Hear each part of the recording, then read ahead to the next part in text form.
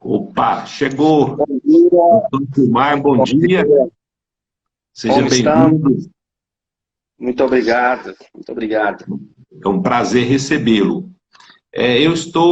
A sua voz, doutor Silmar, está um pouco baixa. Se você pudesse aumentar um pouquinho o volume, Eu é, coloquei- pelo menos para mim aqui está um pouco baixa. Se você puder é, aumentar um pouquinho aí, fica melhor. bom, vamos ver se melhora agora, né? Deu uma melhorada? Melhorou, melhorou um pouco. Sim, acho que está bom. Bom, então, nós estamos já dentro do horário. Quero, mais uma vez, já fiz um agradecimento aqui inicialmente, mas hoje uma live muito especial, um tema muito importante para a advocacia goiana, para os profissionais de direito.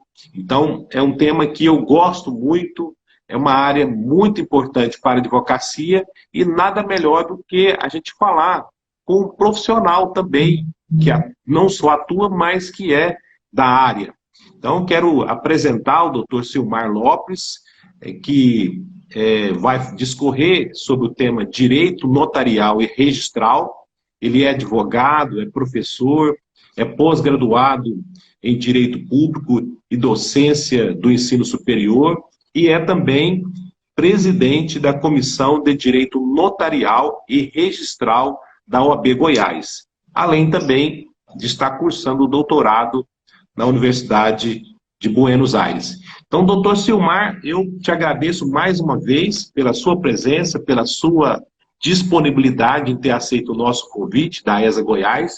Então, em nome do doutor Rafael Lara Martins, que é o diretor-geral da ESA Goiás, eu te agradeço por você estar presente e nos transmitir um pouco de conhecimento e aprendizado nesta manhã de hoje.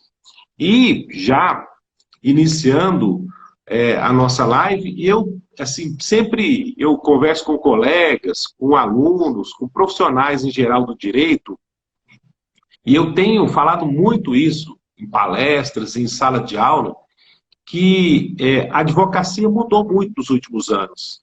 Então, a gente tem falado, por exemplo, como que será a advocacia do futuro? Eu entendo que a advocacia do futuro já está nesse momento, é agora o momento. E a judicialização dos processos é um dos entraves para a advocacia e para também aquela pessoa que busca o direito, ou que busca algo para resolver em relação a um problema que ele tem junto à outra parte. Mas aí surge uma nova modalidade, que eu diria que é de forma extrajudicial, que cresceu muito nos últimos anos, que facilita não só essa questão da celeridade processual e a solução dos conflitos das pessoas que buscam a tutela jurisdicional para resolver de forma mais séria. E aí, a gente tem observado, por exemplo, os cartórios, né, têm melhorado, além da sua profissionalidade, tem melhorado, inclusive, e tem crescido em relação à gama de atendimentos. Aí a gente menciona, por exemplo, a lei de 2007, a lei 11.445, que permite os divórcios, né, as separações de forma administrativa ou extrajudicial, como queiram, os inventários e partilhas, né, também facilitou um pouco a vida das pessoas que buscam resolver essas questões pecuniárias de forma mais célere.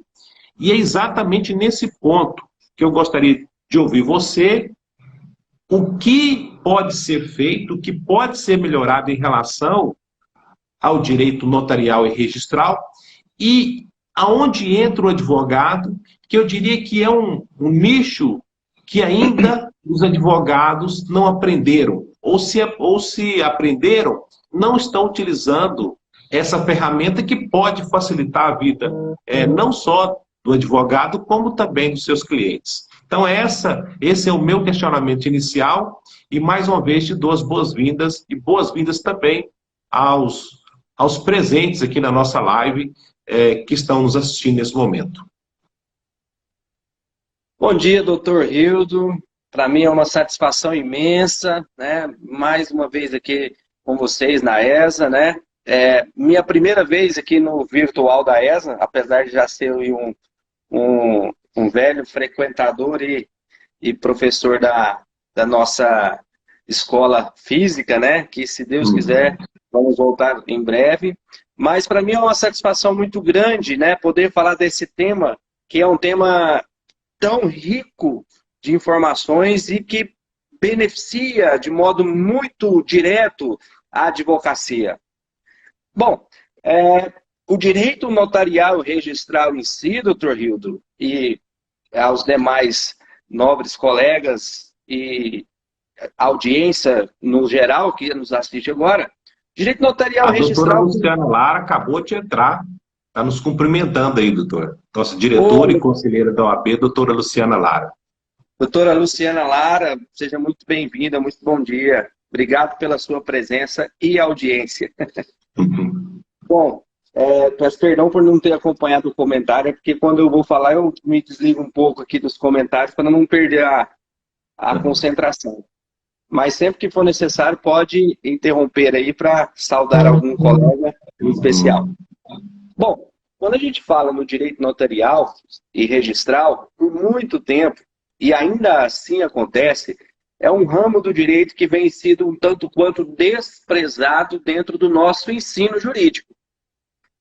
Dentro da nossa comissão, eu tive o cuidado de oficiar as instituições de ensino superior aqui da cidade de Goiânia e da região metropolitana, e pasme, doutor, nenhuma instituição tem dentro da sua grade, nem como matéria obrigatória ou como disciplina optativa, o direito notarial e registral. O máximo que conseguimos observar mais próximo disso foi uma disciplina optativa dentro de uma instituição, que é o direito imobiliário, né? Que tem ali uma parcela do direito registral, e que deixa aí um pouco a desejar no que tange ao direito notarial.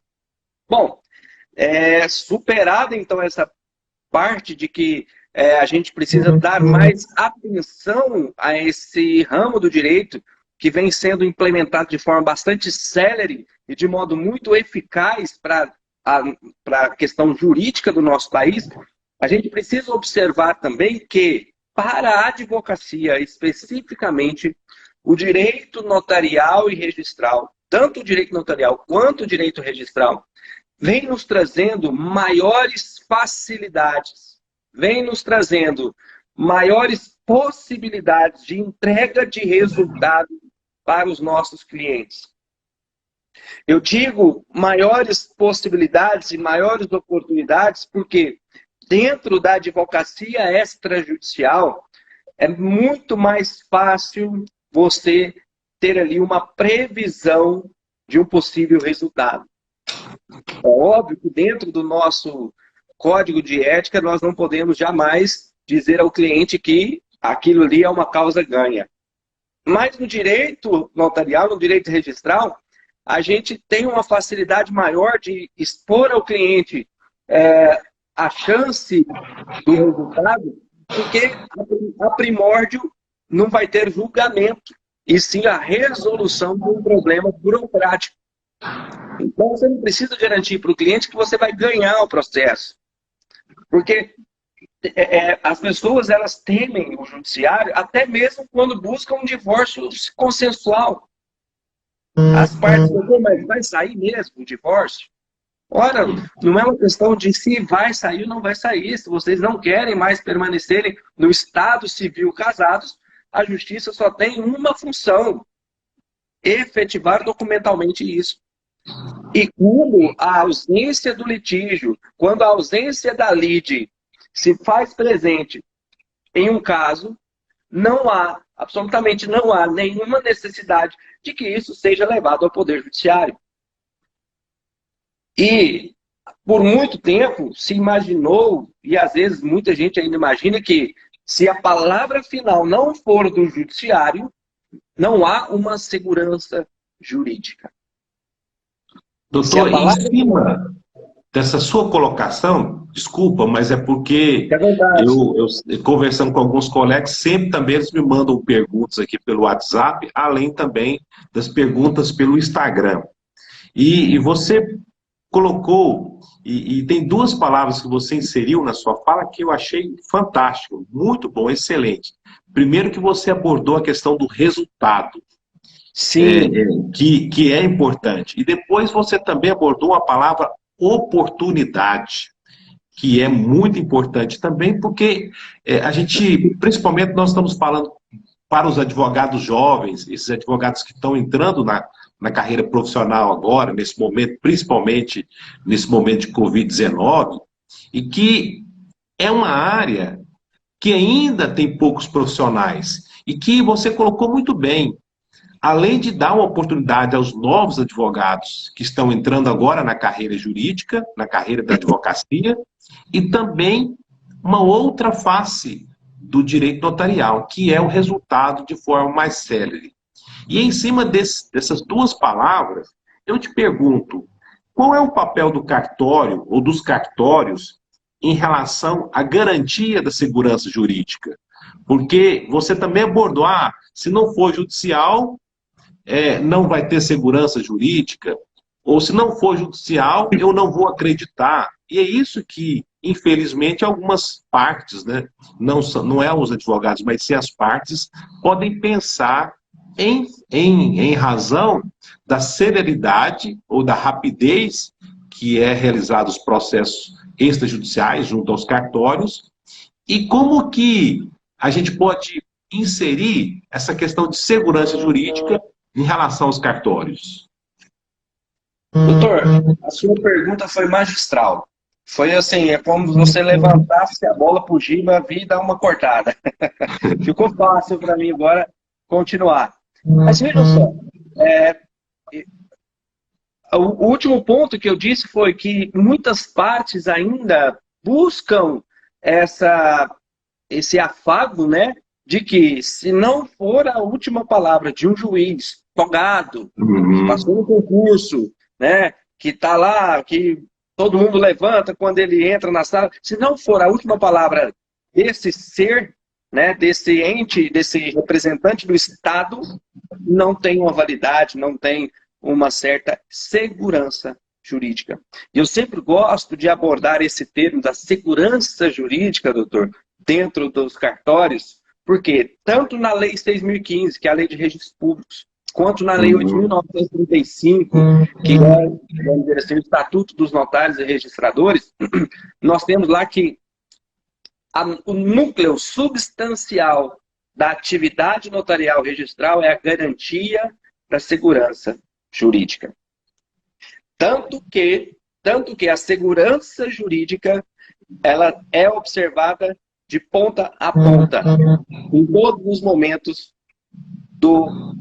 da atividade do notário e do registrador. Então, se eu tenho aqui hoje que falar de segurança jurídica, eu, obviamente, que vou dizer que não há nada mais seguro, tanto quanto o Poder Judiciário, do que uma serventia extrajudicial. Eu não gosto muito desse termo, serventia extrajudicial. Eu prefiro usar a palavra cartório, né?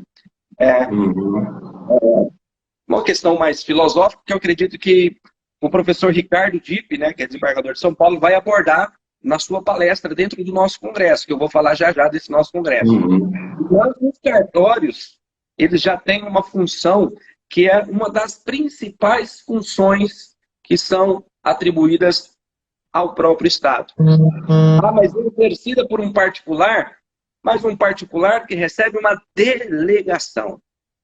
E essa delegação, deixando de lado aqui as divergências doutrinárias sobre a natureza jurídica dessa delegação, uma coisa é unânime, de que a fé pública estatal é o núcleo e a substância dessa delegação. Ou seja, dentro de todos os particulares, quem tem a fé pública a nível estatal, para que seja dada a segurança jurídica tão buscada pelas partes, nada mais, nada menos, ninguém mais, ninguém menos do que um cartório e o seu titular. Então, se tem algo que possamos dizer que a garantia da segurança jurídica se faz presente, é dentro das notas que se lavram em um tabelionato de notas, dos registros que são efetivados dentro de um ofício registral e dos protestos e dos documentos que estão estabelecidos dentro das respectivas serventias. Então, hoje, o direito notarial e registral ele vem passando por uma transformação para mudar não só a legislação é muito fácil de mudar. Mudar a cultura do povo brasileiro, a cultura da nossa sociedade, para que a gente consiga enxergar a relevância e a importância dessas instituições, tal como já foi reconhecida a importância e a relevância da nossa gloriosa Ordem dos Advogados do Brasil. Obviamente, eu não estou querendo comparar nem equiparar o AB com cartório, não é isso. Eu estou dizendo que, dentro de um sistema de administração de justiça, nossa ordem está lá reconhecida no 133 da Constituição. Mas o cartorário e a serventia, como serviços prestados por delegação do Poder Judiciário, também fazem parte desse sistema de administração de justiça. E esses cartórios, essas serventias, por muito tempo, e ainda nos dias de hoje, passam pelo estigma de que são entes de procedimentos burocráticos. Lá você só vai para cumprir burocracia. E uma coisa que não pode ser trazido como uma verdade. É a mesma coisa de você aceitar aquela premissa que às vezes nós ouvimos, né, de que todo advogado é malandro, né, vamos dizer assim, a gente ouve. É claro que não. É óbvio que tem uma certa minoria que às vezes, né, todo lugar tem uma maçãzinha podre, mas essa maçãzinha podre por si é extirpada, né? A gente observa aí que a categoria a Ordem dos Advogados do Brasil e as demais categorias no sistema de administração de justiça são preenchidas por grandes nomes de pessoas com reputação absolutamente ilibada, sem nenhuma mancha, e não é uma ou outra pessoa que vai fazer com que isso mude, né? O sistema não muda com a maçã podre, o sistema extirpa a maçã podre, obviamente. Então, é até um papel nosso de advogado trazer para a população, porque a gente está no dia a dia, né, frente a frente com o cliente, né?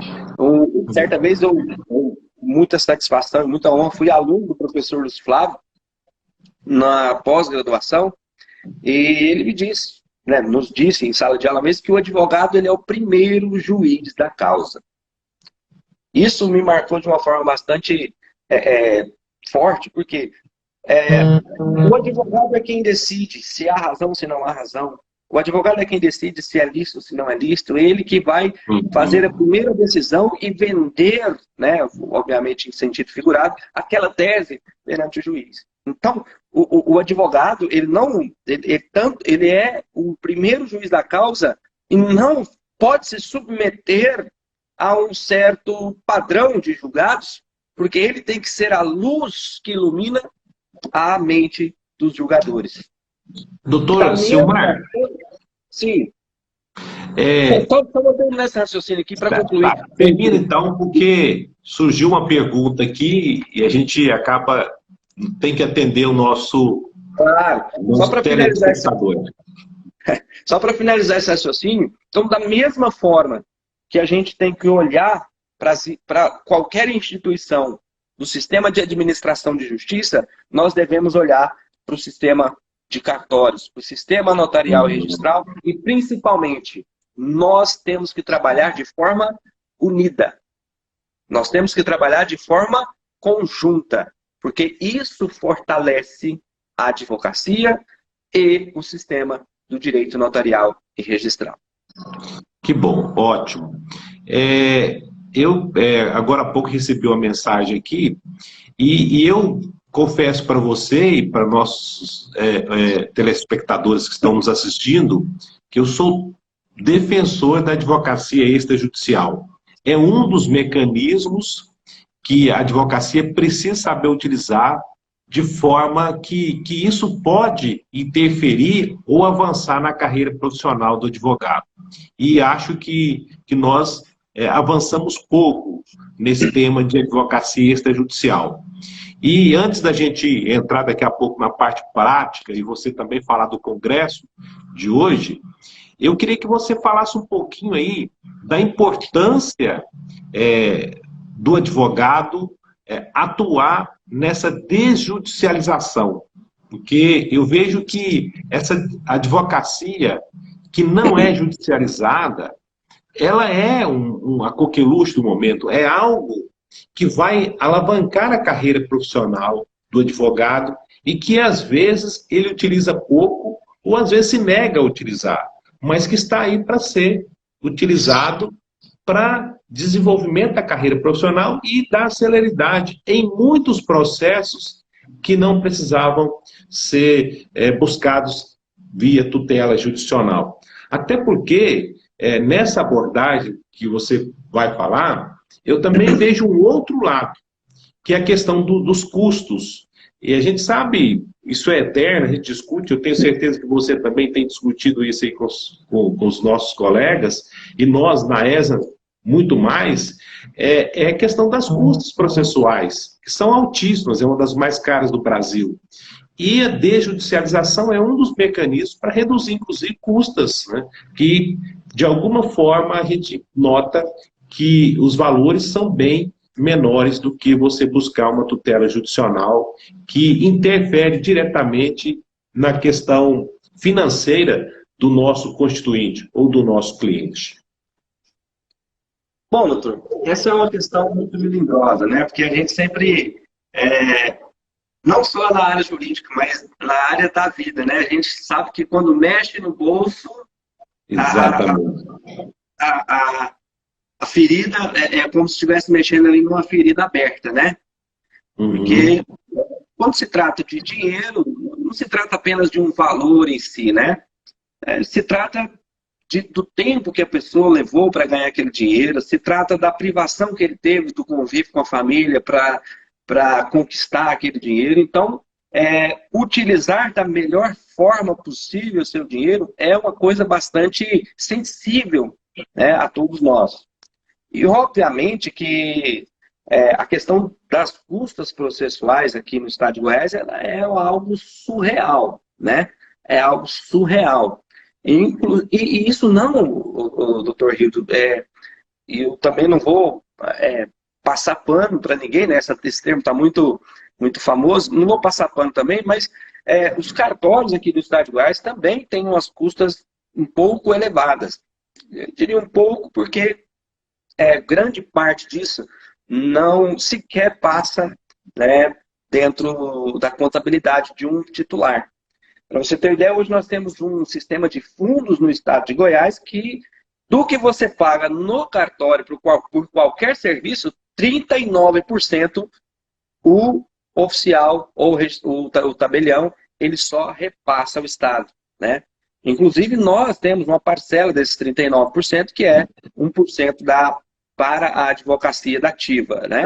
Então, assim, não estou dizendo o que é bom ou o que é ruim, esses fundos, né? Com um posicionamento pessoal a respeito da constitucionalidade, mas o que eu estou querendo dizer é o seguinte, esses fundos acabaram elevando bastante o custo para o bolso do usuário. Mas, e aqui chega um ponto que eu quero trabalhar, mas ainda com esses elevados custos de um extrajudicial, nós ainda temos uma vantagem econômica e financeira muito grande dentro dos procedimentos extrajudiciais. Hoje o Brasil, não só o estado de Goiás, mas o Brasil inteiro, passa por um fenômeno, né? E aí vocês vão pensar, fenômeno político? Não, é um fenômeno notarial registral, né? O Brasil passa por vários fenômenos, vamos dizer assim, mas o que nós vamos nos ver aqui é o fenômeno da desjudicialização. né? Eu costumo até chamar, eu chamo isso de fenômeno da desjudicialização, porque eu realmente acredito que isso é uma coisa que tende a crescer como algo fenomenal. No sentido de que, ora, eu estou trazendo uma nova legislação, eu estou trazendo novas regulamentações, que esse é o papel do Conselho Nacional de Justiça, o CNJ, para que as questões que estavam sendo um entrave na vida pessoal e que simplesmente mereciam apenas uma atenção para o cumprimento de uma burocracia, estão sendo desburocratizadas. Ah, mas você fala em desburocratização, falando que tem que ser levada para um cartório? Sim. E falo isso com absoluta tranquilidade. E digo mais, eu falo isso com precisão. Porque hoje em dia virou até uma questão de piadinhas, né? Ah, se você casar cedo, à tarde, se você desistir, já pode ir no cartório e descasar.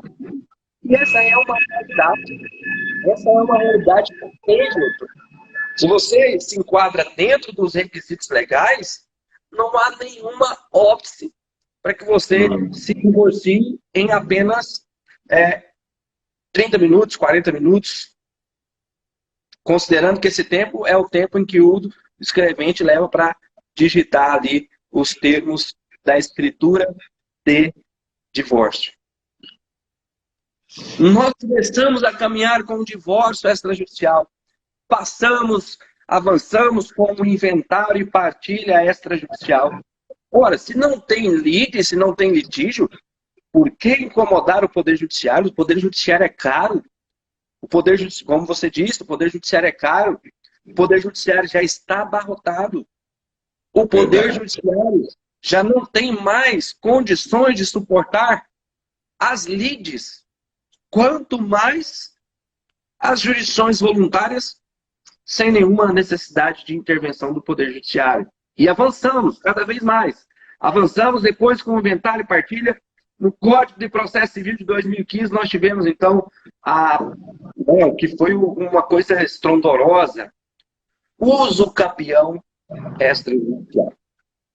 E aí todo mundo começou a voltar os olhos para o cartório. Porque enquanto estava lá no direito de família, divórcio, partilha, direito das sucessões, isso não afetava muito a questão econômica do país em si, né? A questão econômica. Nós sabemos que a questão imobiliária ela é uma situação que envolve o giro de toda a economia. Nós vivemos num país onde a propriedade privada é algo bastante garantido, tem proteção constitucional como direito fundamental, e você possibilitar a perda dessa propriedade e, consequentemente, uma aquisição originária de uma propriedade, ou seja, não é fruto de nenhuma forma de transmissão, é uma aquisição originária via cartório.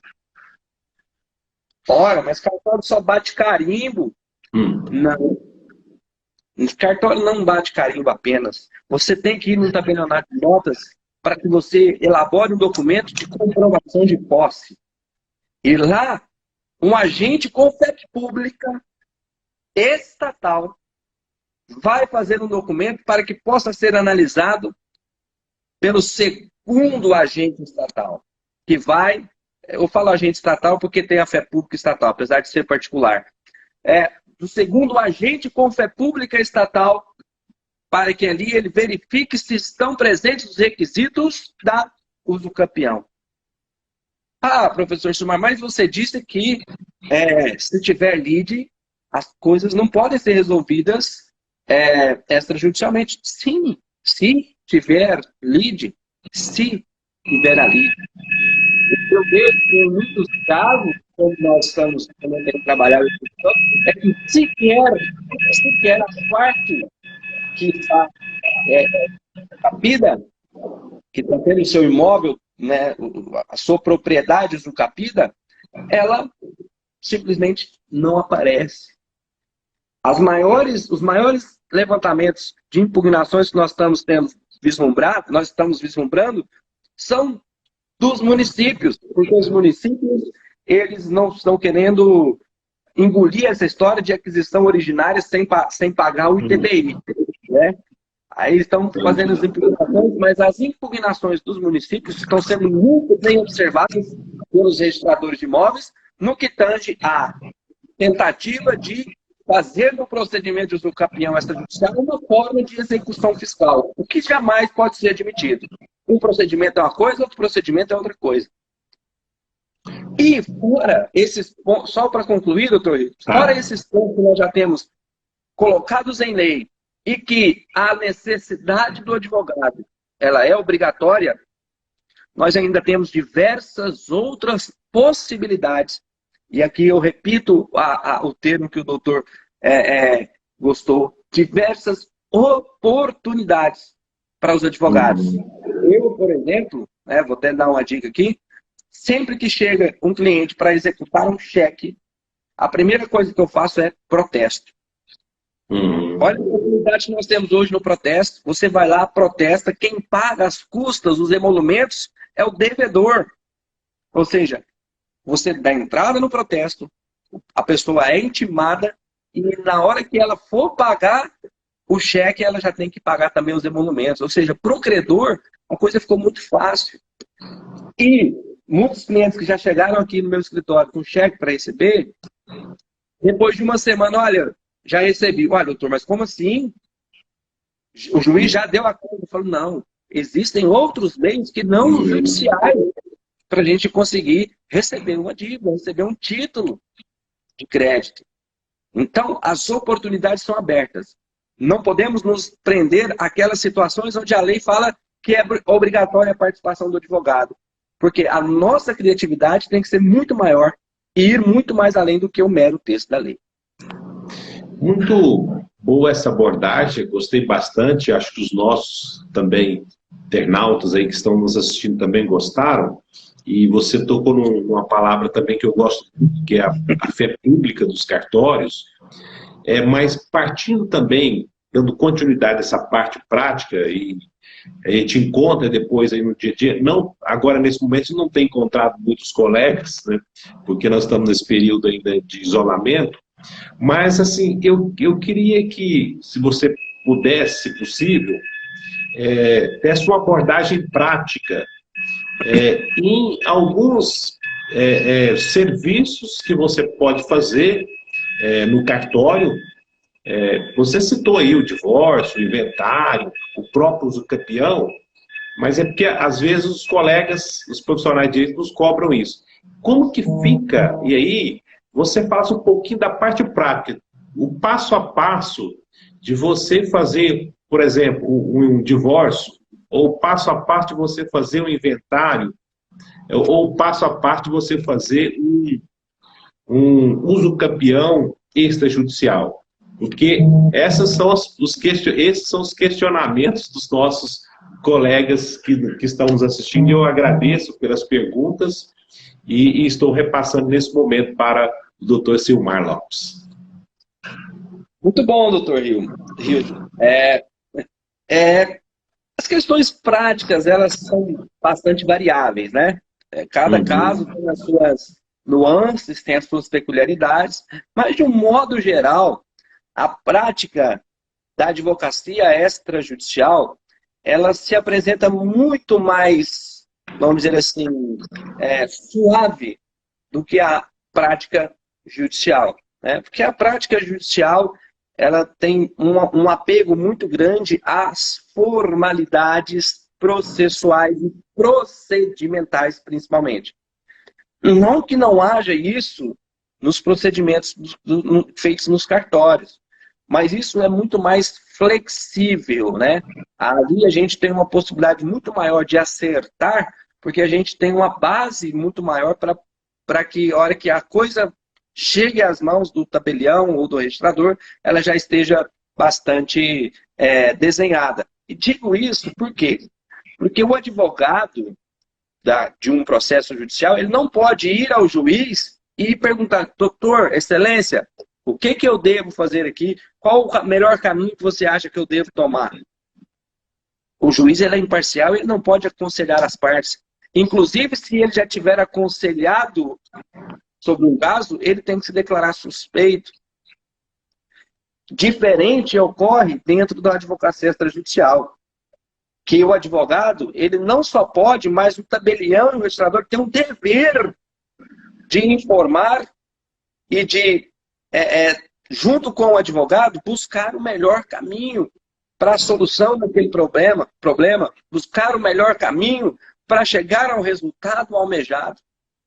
Ou seja, nós não estamos formando ali um triângulo processual, né? A tríade processual, parte, juiz. Não.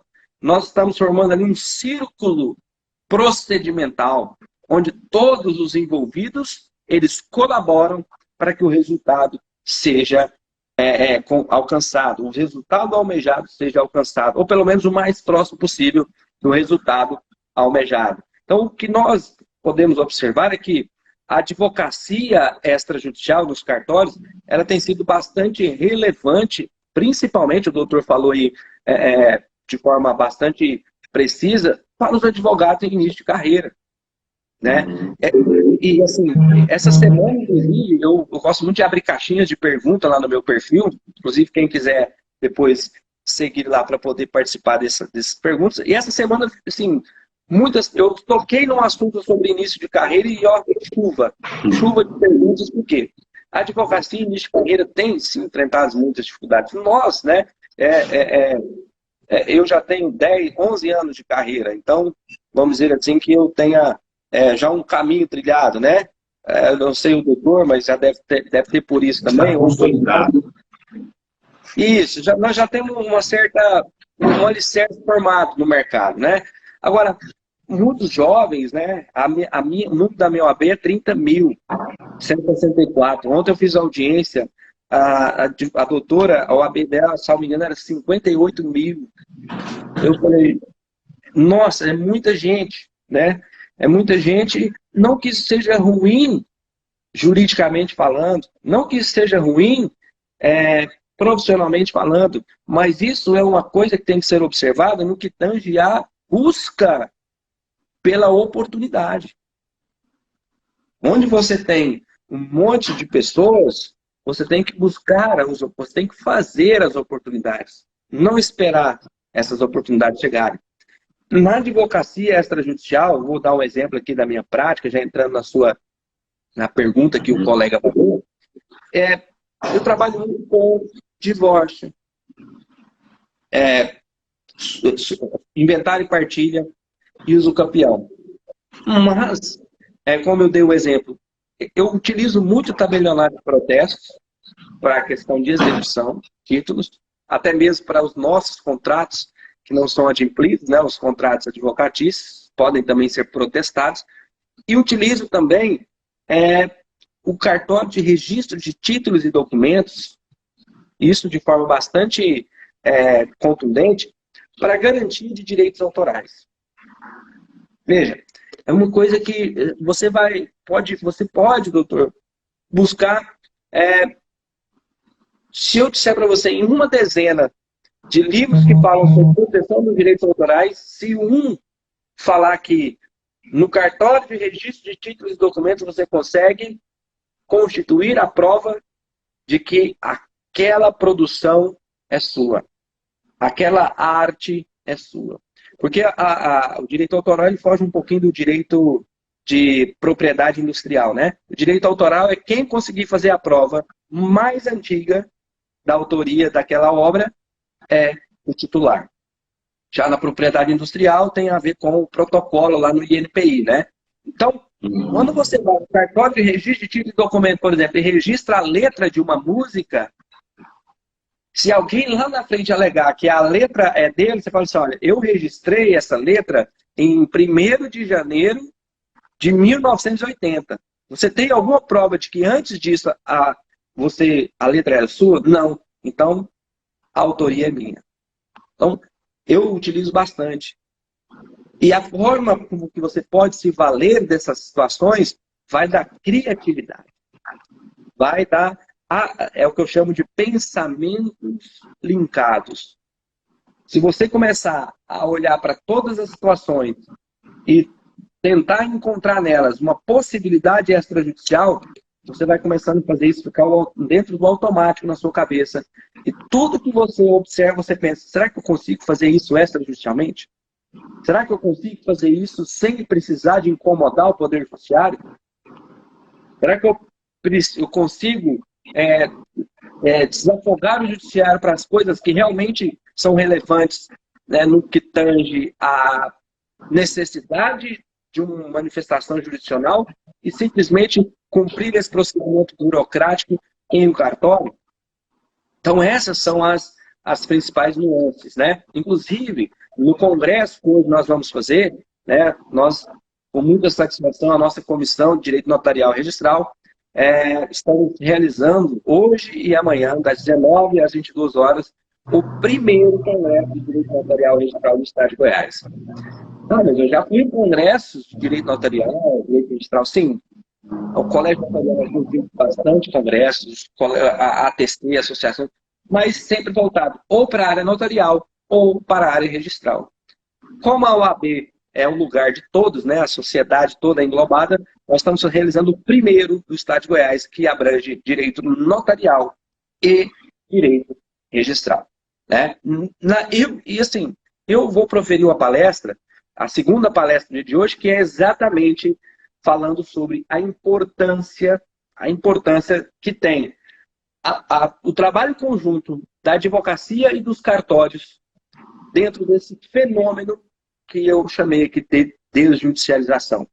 Mas eu não posso deixar de falar que esse congresso também contará com grandes nomes do direito notarial registral, como, por exemplo, fazendo hoje a abertura do nosso congresso, o professor Pedro Cancelar, que é um grande estudioso do tema, um registrador de imóveis que tem uma vasta experiência, registrador de imóveis do estado da Bahia, professor também de preparatórios para concursos e tudo mais, e que vai falar sobre a importância da segurança jurídica do registro dos empreendimentos imobiliários. Loteamentos, incorporações, condomínios, a importância do registro. E tem uma grande novidade agora, né, que é a multipropriedade. Você não é dono do imóvel em si, você é dono de uma fração de tempo em face daquele imóvel, coisa fantástica. E a única coisa que pode garantir segurança nisso é um registro. Então, o professor Pedro Bacelar vai falar magistralmente sobre isso, eu tenho certeza.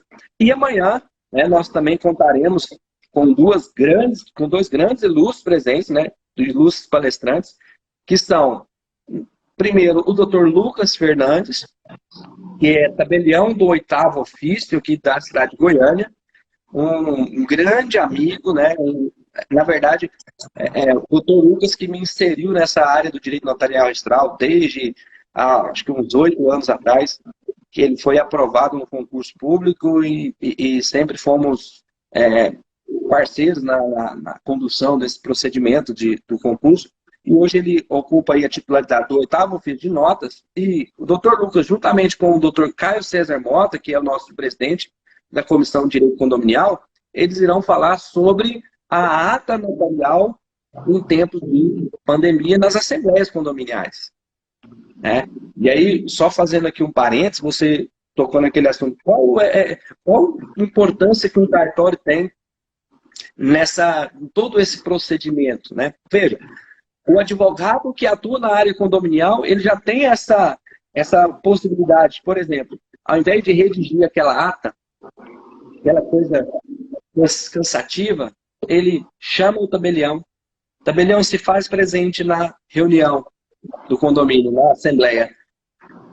E eu dei aula numa pós-graduação de Direito Condominial, doutor, em que eu recebi o testemunho ali de mais de 30 alunos que estão diretamente ligados aos condomínios, que quando há a presença do tabelião, você reduz em 99% as discussões.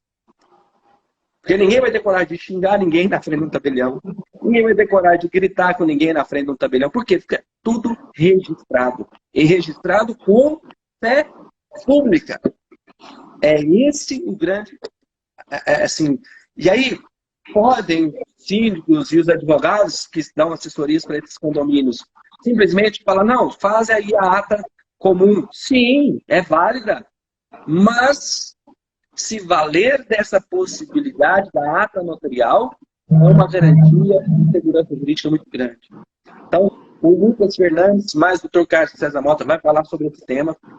E aqui eles vão falar principalmente como os cartórios tiveram que se inovar tecnologicamente para poder garantir essa exigência legal.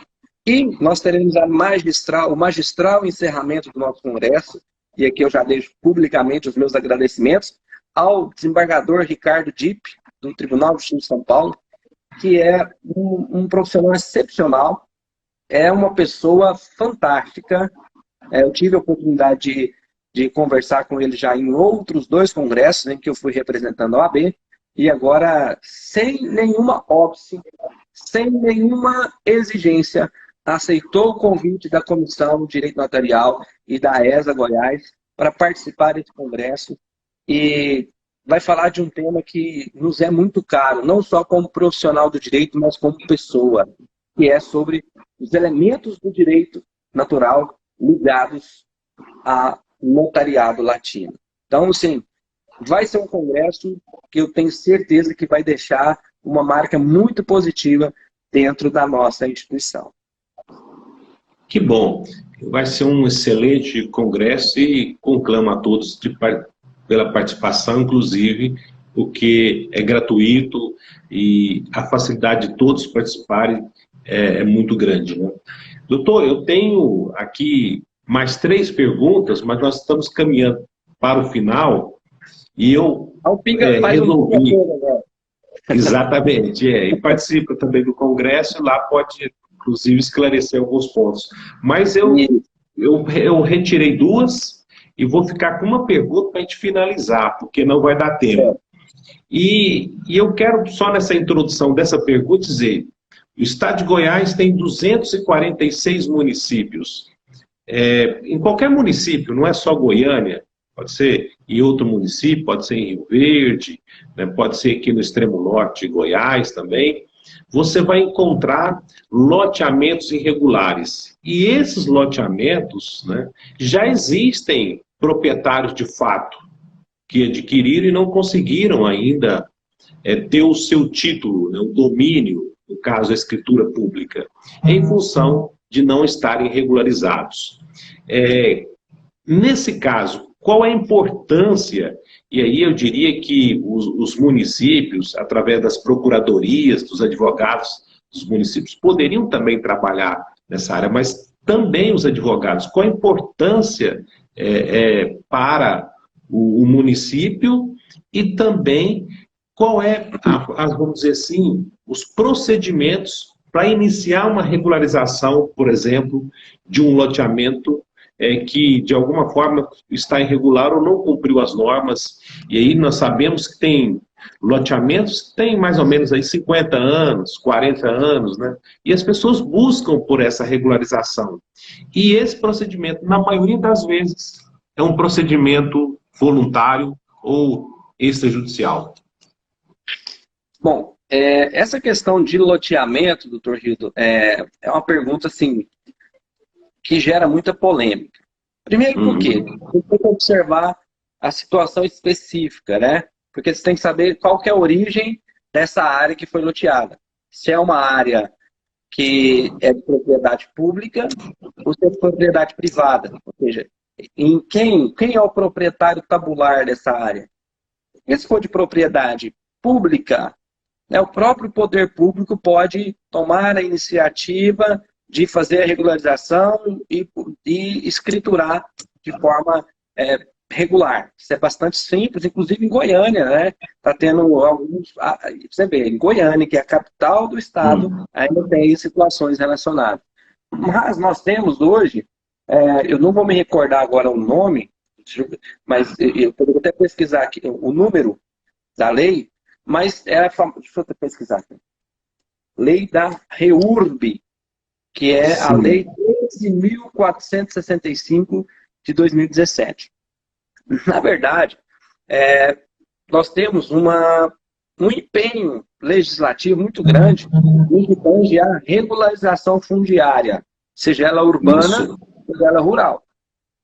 Nós tivemos lá em 2001 o Estatuto das Cidades, que trouxe bastante instrumento de regularização fundiária, e agora com essa Lei 13.465 de 2017, ela fala que existe ali uma possibilidade de procedimentos para que haja um procedimento de organização urbana de loteamentos que são irregulares. Só que esse é mais um instrumento. Como você disse, nós temos loteamentos com mais de 50 anos. Olha, para essas situações, jogando assim, dentro de uma regularidade fática, para essas situações, muito mais fácil do que um procedimento de reurbanização, seria mais justo a usucapião, que pode, inclusive, ser feito em cartório. Mas aí eu volto lá naquela premissa. Se o imóvel for de propriedade pública, a usucapião já não é permitida. Os bens públicos, eles são imprescritíveis. Então, nós teríamos que voltar à estaca zero. Exatamente. Aí nós teríamos que voltar à estaca zero e buscar outro instrumento. Então, essa questão de loteamento, existe, sim, legislação atual para regularização, mas cada caso em si precisa ser observado para saber qual o instrumento legal possível. Se é uma usucapião judicial ou extrajudicial. Se é um procedimento de regularização fundiária pela Lei 13.465 de 2017 ou algum dos instrumentos do Estatuto das Cidades, o que eu posso afirmar é que, de qualquer forma, o resultado final alcançado, ele vai ter que passar pelo ponto crucial da segurança jurídica, que é registrar uma matrícula para aquele imóvel. Aquele lote que ora fazia parte de uma gleba, pública ou privada, ele passa a ter as suas dimensões especificadas e o proprietário inscrito em uma matrícula. Essa é a grande segurança jurídica que você vai ter nesses procedimentos de regularização de loteamentos. Muito obrigado, então, doutor. Essa questão, só para fechar o parênteses, essa questão de loteamento e segurança jurídica será muito bem abordada hoje na nossa palestra de abertura pelo professor Pedro Bacelar, que é registrador de imóveis na Bahia. E lá nós sabemos que existe muito essa questão também de regularização fundiária. Então, mais uma vez, estão todos convidados para hoje e amanhã a participarem do Congresso de Direito Notarial, aqui, uma parceria entre a ESA Goiás e a presidência da Comissão de Direito Notarial e Registral da OAB Goiás. Bom, nós estamos finalizando, já estamos dentro do horário. Quero mais uma vez agradecer o doutor Silmar Lopes. Acho que nós vamos ter que voltar mais uma vez aí. Essa live teve outras perguntas, agradecer a todos que participaram.